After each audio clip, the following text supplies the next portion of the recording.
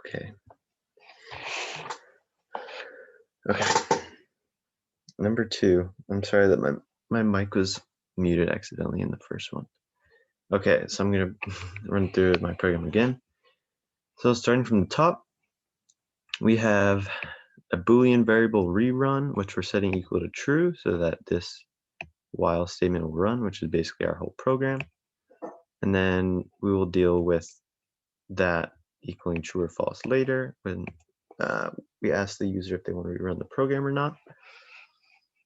So starting off, while rerun is true, we'll run this. First, we're going to ask the user to input a positive integer that we're going to convert the string variable or the string value into an integer stored to user num. And this first if statement is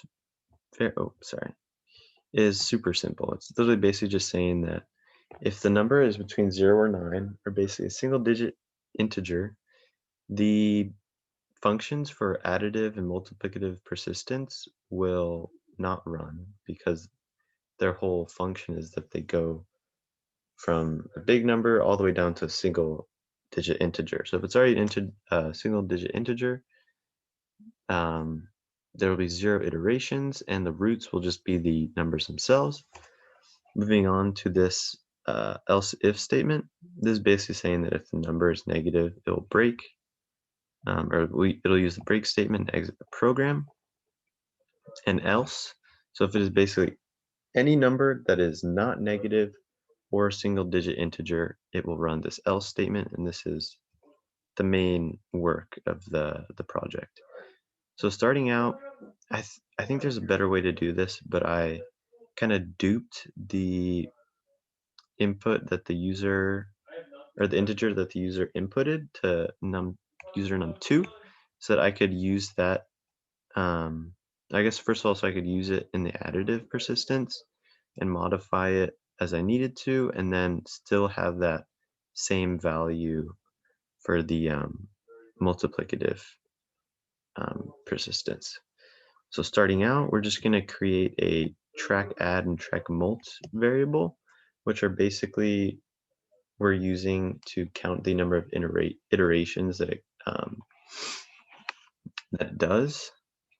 So basically, if it's 90 for multiplicative resistance, it'll be 9 times 0.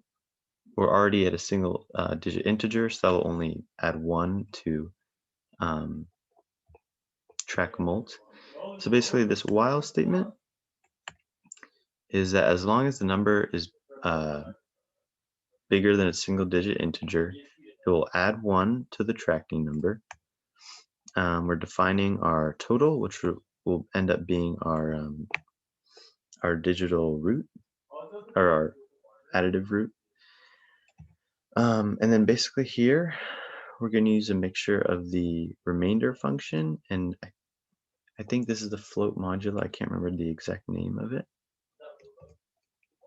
And basically, so this is going to allow us to look at each integer individually and basically perform our statements on that, get our number, and then add it to the total add.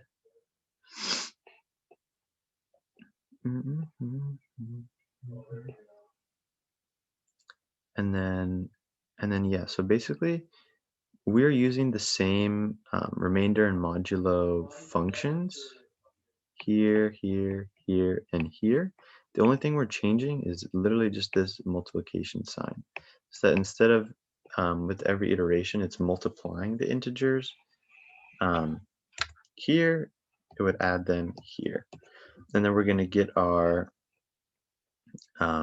total mult and our total add, which will be our roots, and our track mult and track add from up here are going to be modified depending on the number that the user inputs, and those will be our persistences. So after we've solved for those values, we just have a simple print statement block that will give us the additive persistence and root attached to their variable values, and then same with the multiplicative persistence and root. And at this point, we've basically finished the program. All that we're going to do is then add this little if-else statement at the end. So we're going to prompt the user to basically say if they want to run the program again or not. There was no description on whether we had to kind of like error check if they inputted something other than these. So I didn't bother with that for this program. But super simple. If they enter yes with lower capital case, rerun will true, and as long as rerun will true, as long as rerun is true, this oh, sorry, it's kind of, what happened to my while? Okay, I'm sorry, it's kind of slid over just barely. I don't know why it's doing that. But yeah, as long as rerun is true, this program will just run infinitely, basically. So let's just do a few tests. We're going to do the simple test with the single digit integer. Again, the persistence is 0 and the root is just literally the number inputted. We're going to run again. Let's try 15. Super simple. 1 plus 5 is 6. And we're already a single digit integer, so our iteration is only 1. 1 times 5 is 5, only one iteration. So pretty simple. Let's try, this one's pretty simple too, actually. So anything with lots of zeros normally only has a persistence of 1, because 5 plus 0 plus 0, the ending value is only 5. And for the multiplicative roots, when there's zeros, it's going to end in a 0 pretty much every time. I'm pretty certain, yeah. So I think your persistence is pretty much always just going to be 1.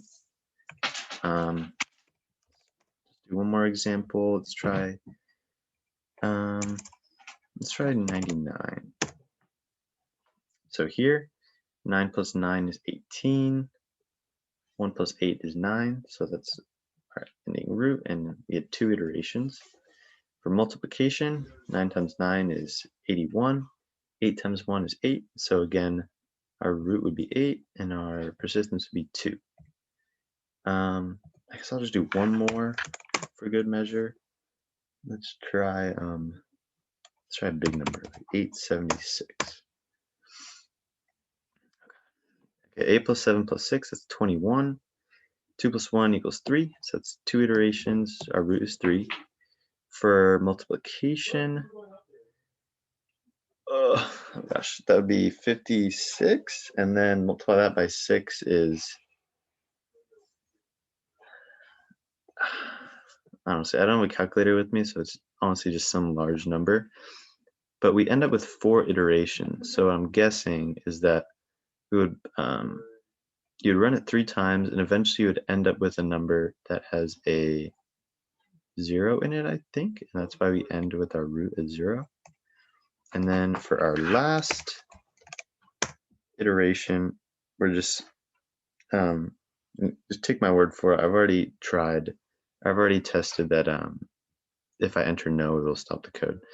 But so for our last iteration, or not iteration, for our last test, I'm going to enter a negative integer. Let's just say -9, should exit.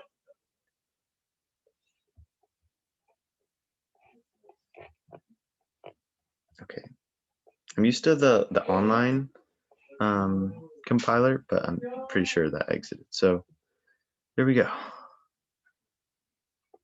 And okay, I think that should be everything. By the way, I'm sorry I didn't say this earlier, but my name is Rory Mellis. Obviously, my TA is Alex Nassif, and my student ID is 017556446. Okay, thank you.